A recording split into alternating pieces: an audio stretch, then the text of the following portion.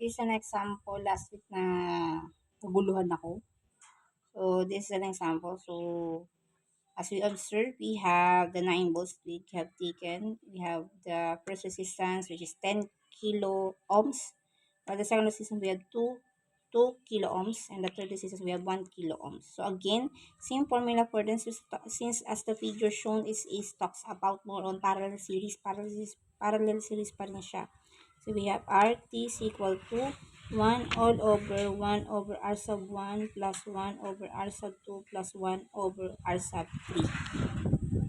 So, the voltage we have is total voltage is equal to the voltage 1 is equal to the voltage 2 is equal to the voltage 3. And for our total current we have is I1 plus I2 plus I3.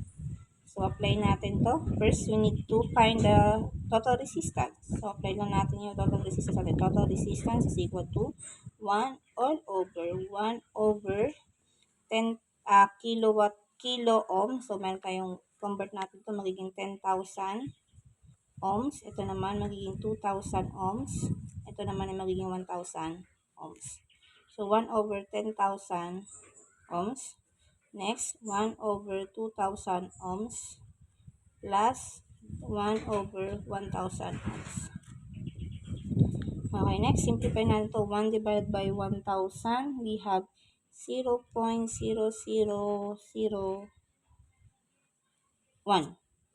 Sorry, 1 over 0.0001 plus 1 divided by 2,000, we have 0.0005 plus 1 divided by 1,000, we have 0.001. Tapos, add natin itong tatlong to. Next, 1 all over 0.01, 0.001 plus 0.005 plus 0.001. We have 0.0016. Then, divide natin, we have 625. So, the total resistance na meron tayo is 625. Ito yung total resistance natin.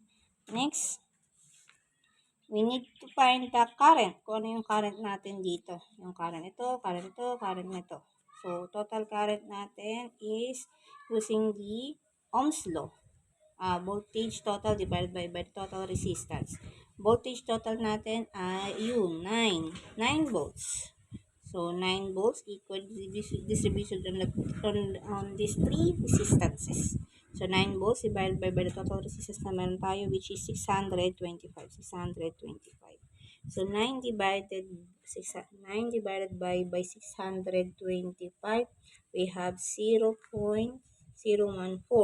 Meron pang 4 pa kasama yun. Pwede yung wala na. Or 0.014 na lang. So, the total current na meron tayo is 0.014. Dapat ito ang lumabas. Dapat. Let's be solved. For the first current, we have B sub 1 divided by the first current, which is the B sub 1 natin is 9 volts divided by the first current, which is first current. Yun, 10,000 ohms. So, 10,000 ohms. So, divide natin. We have 0.0009.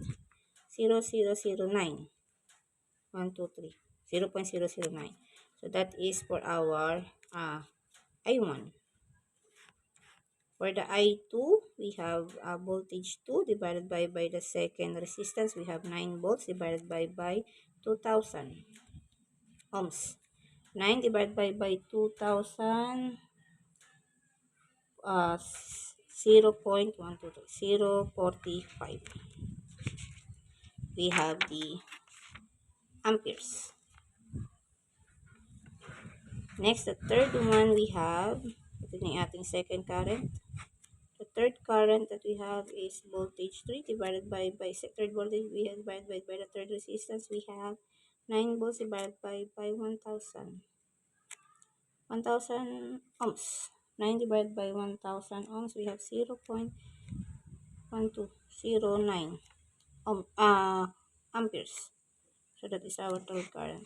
If we're going to add these three, 0.009 plus 0.005 plus 0.009, we come up into, press nyo sa calculator para makuha yung I current is equal to 0.014.